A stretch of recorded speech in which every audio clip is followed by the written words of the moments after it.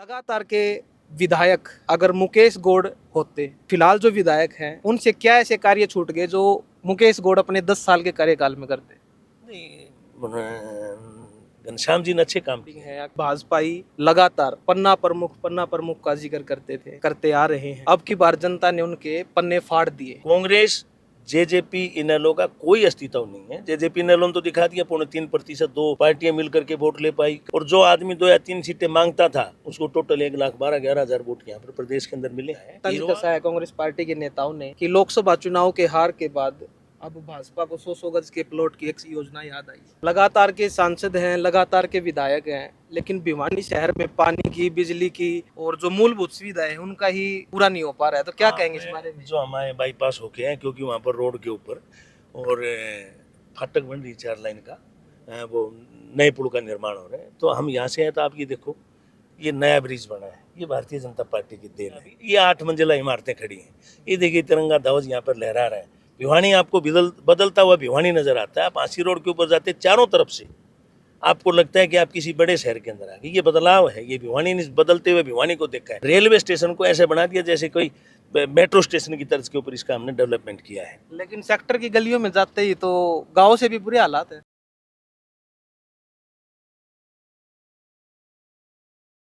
लोकसभा चुनाव की समाप्ति के बाद राजनीतिक मुख्य दलों और क्षेत्रीय दलों ने विधानसभा चुनाव की तैयारी को शुरू कर दिया है। बात करें हरियाणा प्रदेश की राजनीति की, तो अभी लोकसभा चुनाव के परिणाम में भाजपा और कांग्रेस या इंडिया गठबंधन की बात करें तो 5-5 का बराबरी का मुकाबला रहा। नमस्कार, मैं पत्रकार राहुल वैद और आप देख रहे हैं आरबी टॉक्स मीडिया। आज की खास चर्चा में, राजनीतिक खास चर्चा के लिए हमारे साथ मौजूद हैं बीजेपी पार्टी के संघर्ष और विश्वास के नेता मुकेश गौड़।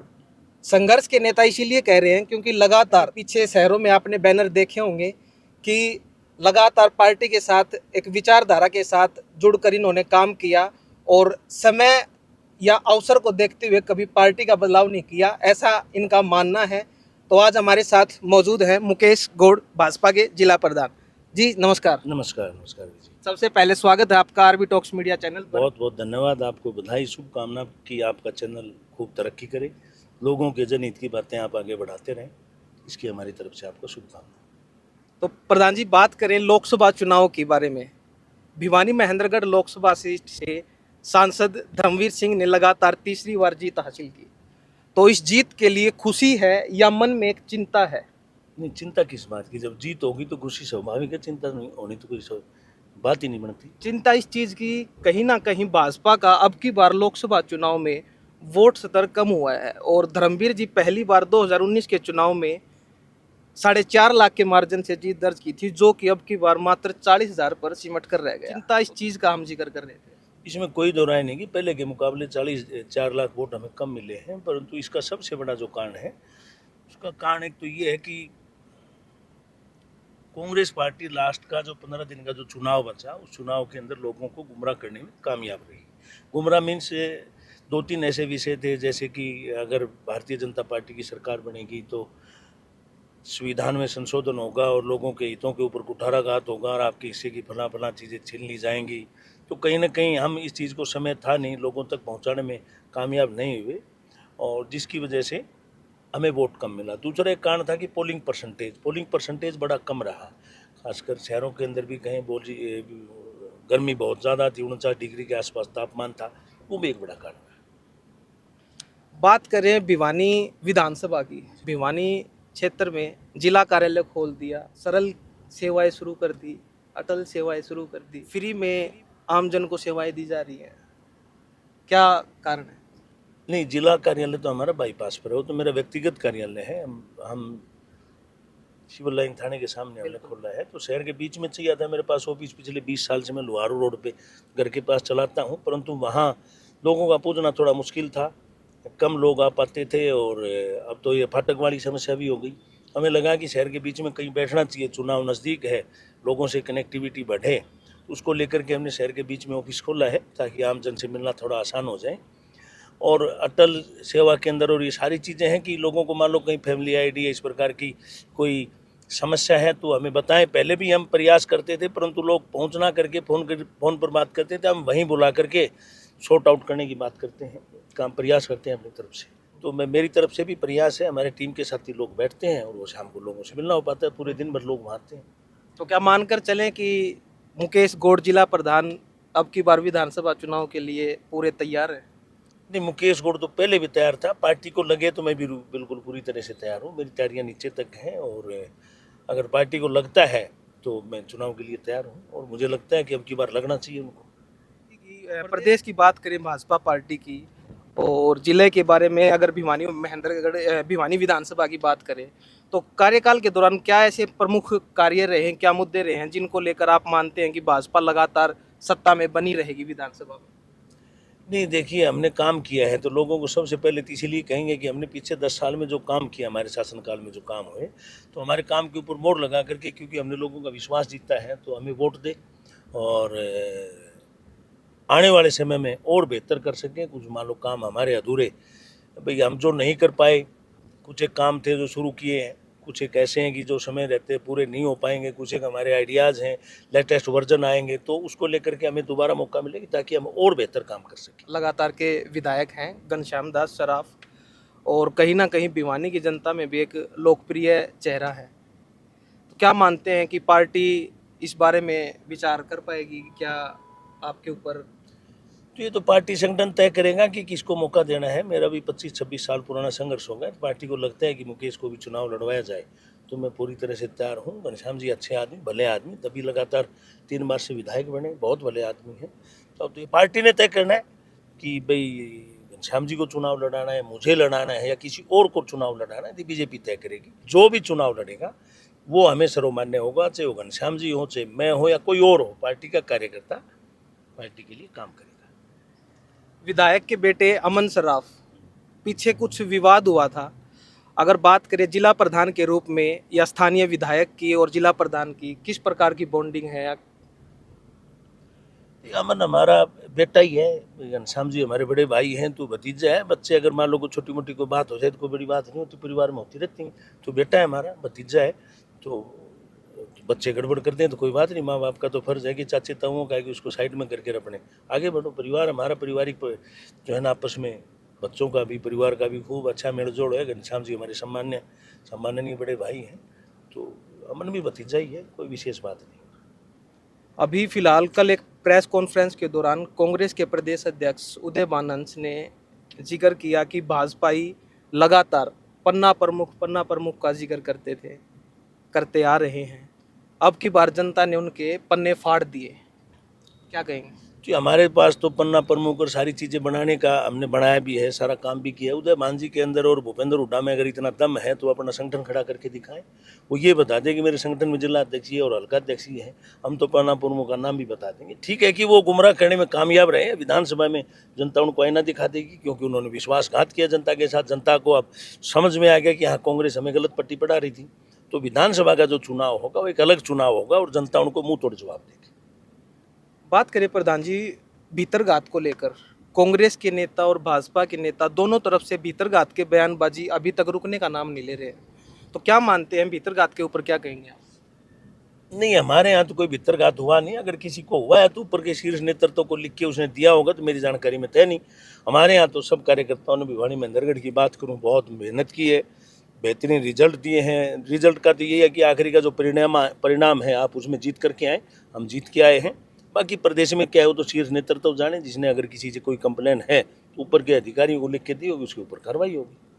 कार्यकाल के दौरान आम जनमानस के लिए कितनी समस्याओं से निजात मिली होगी आम जनमानस को इस भाजपा के कार्यकाल के दौरान? लगातार का कार्यकाल है हरियाणा प्रदेश में। नहीं, ये तो देखो मैं बताऊँ, आपने 10 साल के बाद भी हम 5 सीटें जीत करके आए और बाकी सीटों को, 2 सीटों को छोड़ दें तो बाकी 3 सीटों के ऊपर भी हमने अच्छा मुकाबला किया। कांग्रेस का और हमारा बिल्कुल लगभग बराबर का जो है प्रदेश के अंदर रहा। 1 सीट का फर्क है, वो भी 2 सीट से हम हारे, 2 वोट से। 1 सीट हम 261 वोट से भवानी खड़ा की हार गए।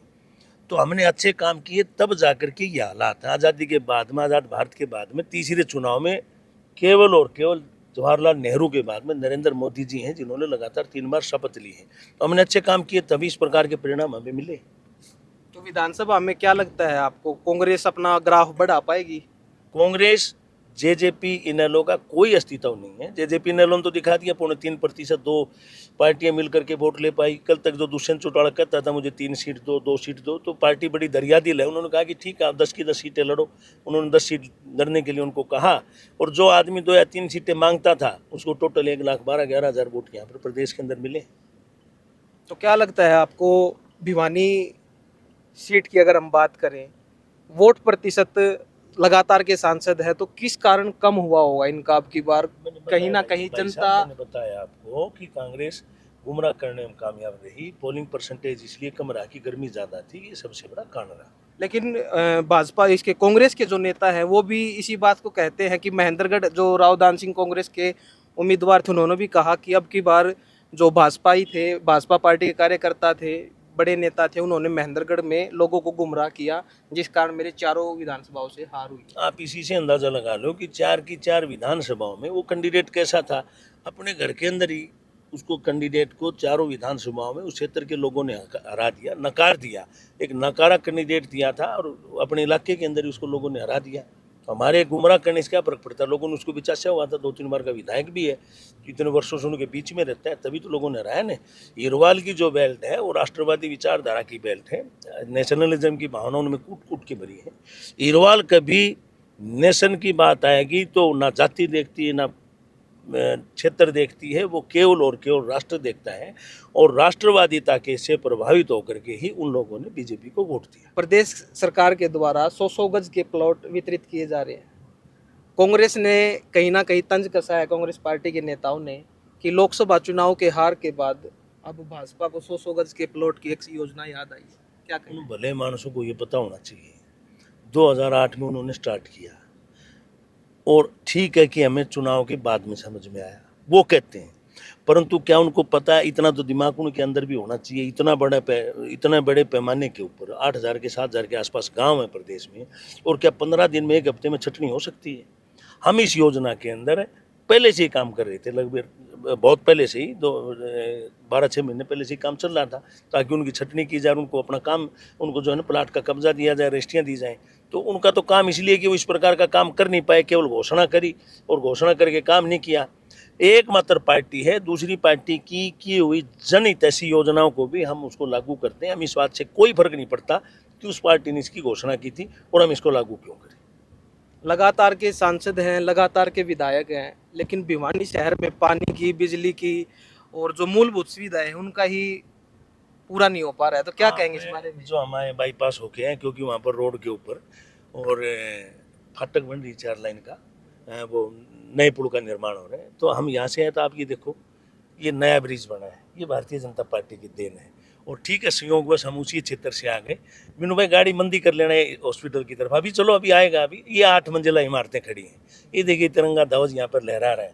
भिवानी आपको बदलता हुआ भिवानी नजर आता है। आप आंसी रोड के ऊपर जाते, चारों तरफ से आपको लगता है कि आप किसी बड़े शहर के अंदर आ गए। ये बदलाव है, ये भिवानी ने बदलते हुए भिवानी को देखा है। ये हम रेलवे स्टेशन को क्रॉस कर रहे हैं, अभी मैंने ध्यान नहीं दिया, देखते तो आप रेलवे स्टेशन को ऐसे बना दिया जैसे कोई मेट्रो स्टेशन की तर्ज के ऊपर इसका हमने डेवलपमेंट किया है। लेकिन सेक्टर की गलियों में जाते ही तो गांव से भी बुरे हालात है। सेक्टर की गलियों की जब आप बात करते हो तो उसमें दिक्कत क्या है? ये एक बार भाई मैंने देखिए, एक बार ये आगे जाके रोकना, ये भाई को दिखाएंगे हॉस्पिटल दिखाना, ये मेडिकल कॉलेज दिखाना, ये चीज़ें भिवानी में जो बदली हैं। सेक्टर की गलियों में मेरी पहले भी जो बातचीत हुई, सेक्टर और जो अंदर के जो रोड हैं, गलियां हैं, उनमें सबसे बड़ी दिक्कत क्या होती है? हमें खुद व्यक्ति को भी इन चीज़ों जागरूक होना पड़ेगा। जब हम गाड़ियां घर के अंदर धोते हैं, रोड के ऊपर पानी आता है, जिसकी वजह से वहाँ पर खड़ा हो जाता है, गाड़ियों का आना जाना लगा रहे, तो वो तारकोल पानी की दुश्मनी आपस में तो टूट जाता है। यही कारण और कोई कारण नहीं। बाकी आप देखो, अब तक आपका सीवरेज भी प्रधान जी लगभग शहर में ओवरफ्लो है, चारों गाड़ी का आपका गाड़ी के अंदर आपका इंटरव्यू चल रहा है, पेट का पानी तक हिला नहीं। इससे अच्छे रोड कहाँ चाहिए आपको, ये बताओ? हिला? कैमरामैन साथी से पूछो आप, कितनी शानदार रिकॉर्डिंग चल रही है। बात करें पूरे शहर की तो सीवरेज भी ओवरफ्लो है प्रधान जी, उसके बारे में क्या कहेंगे? उसका किसके साथ कनेक्शन जो है? सीवरेज जो है, ये जब शहर बना था, चौधरी बंसीलाल जी मुख्यमंत्री बने, तो उसके बाद में यहाँ पर सीवर लाइन पड़ी। उसके बाद में शहर 25 फुट के आसपास, शहर 20 से 25 फुट ऊपर उठ गया। उस समय की जो आबादी थी उससे तकरीबन 15 गुना 12 गुना शहर की आबादी बढ़ चुकी है। तो इस वजह से ये थोड़ी समस्याएं हैं। आने वाले टाइम में इसकी सारी जांच पड़ताल कर ली हमने, इसको कैसे किया जाएगा, अगला जो हमारा कार्यकाल होगा इसके बजट बन गया, सारी बातें बन गई, लंबा चौड़ा बजट का खेल है। और सीवर लाइन की व्यवस्था ठीक की जाएगी, उसको ऊंचा उठाया जाएगा और पाइप जो है वो चौड़े किए जाएंगे। और अब तो सौभाग्य से हमारे जेपी दलाल जी वित्त मंत्री खजाना मंत्री हो गए, तो अब तो कोई दिक्कत ही नहीं। बाबा की भीड़ काका लिखने वाला, तो कोई परेशानी हमें है भी नहीं। वैसे भी बजट का आपने जिक्र किया प्रधान जी, तो नगर परिषद घोटाले की खबरें फिर से चर्चाओं में आनी शुरू हो गई है, क्या कहेंगे इसको? नहीं, ये तो अखबार में आज मैं नहीं पढ़ा था। घोटाला तो हुआ ही है, इसमें क्या दो राय है। घोटाला हुआ तभी तो कार्रवाई हुई। ये सरकार ने, देखो आप, सीबीआई तक ये केस चला गया, तो हमने नीचे की एजेंसियों ने भी अपना काम किया। बड़ी एजेंसी है सीबीआई, वो अपना काम करेगी। आज के अखबार में मैंने भी देखा था, पढ़ा था, तो वो लिख रखा है कि बैंक के अधिकारियों ने ये एक्सेप्ट किया कि इसमें घोटाला हुआ था, 15 करोड़ रुपए नगर परिषद में जमा भी करवा दिए। और भी बहुत सी चीज़ें निकल करके आएंगी। नगर परिषद तो छोड़ो, कहीं भी भ्रष्टाचार की कोई बात निकल के आती है और हमें पता लगता है, तो सरकार एकमात्र सरकार है जिसने आईएएस और आईपीएस अधिकारियों के ऊपर भी कार्रवाई की है। मेरे तहसीलदार और एचसीएस और बड़े बड़े अधिकारी जो है ना, जेल के अंदर भेजने का काम किया। ये इस सरकार ने करने का काम किया, बीजेपी की सरकार। एक आखिरी सवाल प्रधान जी आपसे, लगातार के विधायक अगर मुकेश गौड़ होते तो अब की बार फिलहाल जो विधायक हैं उनसे क्या ऐसे कार्य छूट गए जो मुकेश गौड़ अपने 10 साल के कार्यकाल में करते? नहीं, घनश्याम जी ने अच्छे काम किए हैं, इसी में कोई दो राय नहीं। उनके नेतृत्व में भिवानी ने विकास किया है। अब मुझे जब मौका मिलेगा तो मैं अच्छा काम करूंगा, मुझे लगता है ऐसा। आप देखिए, इस चीज़ को ऐसे भी समझ सकते हैं, आईफोन ले लो आप या कोई भी और नया फ़ोन ले लो, तो पीछे के वर्जन से नया जो वर्जन आता है, लेटेस्ट वर्जन आता है, उसके अंदर और फीचर नए आते हैं। तो मुझे मौका मिलेगा तो मैं नए फीचर के साथ में आऊँगा, नए आइडियाज़ के साथ में आऊँगा। घनश्याम जी ने ऐसा थोड़ी काम नहीं किया, बहुत बेहतरीन काम किया, भिवानी के अंदर अच्छा काम किया है। उनको मौका मिलेगा तो वो लड़ेंगे, मुझे मिलेगा तो मैं लड़ूंगा, किसी और को मिलेगा तो उसकी मदद करेंगे। शहर के लिए मुकेश गौड़ की अगर विधायक के रूप में आते हैं तो मुकेश गौड़ की क्या प्राथमिकताएं रहेंगी? मैं विधायक के तौर पर आऊँगा तो मुझे मौका मिले फिर दिखाएंगे आपको। बहुत से काम ऐसे हैं जो किए जा सकते हैं, अपने अपने सबके आइडियाज़ होते हैं, सबका अपना विजन होता है। मैं विजनलेस पॉलिटिशियन नहीं हूँ, मैं विजन लेकर के राजनीति में आया था। पहले मेरा विजन यही था और आज भी विजन वही है, नेशन फर्स्ट, पार्टी नेक्स्ट और सेल्फ लास्ट। मैं नेशनलिज्म का आदमी हूँ। टिकट मिलेगी तो मेरा जो विचार है आपको काम के अंदर नजर आएगा। बदलते हुए भिवानी को आप देखेंगे कि ये नया मुकेश गौड़ विधायक बन करके आए हैं, तो आप इस भिवानी के बदलते हुए भिवानी को देखेंगे, नए विकास के आह्वान भी आप देख पाएंगे।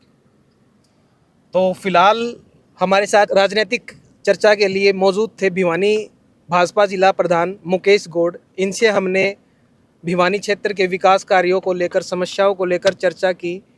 तो फिलहाल की ये वीडियो आप सबके सामने, वीडियो पर कमेंट करके अपनी राय ज़रूर दें कि किन मुद्दों को लेकर भाजपा के जिला प्रधान से दोबारा चर्चा करें, या किन मुद्दों को लेकर आप अपनी नज़र से शहर के मुद्दों को देखते हैं, क्या समस्याएं ऐसी हैं जो आपके क्षेत्र में बनी हुई हैं।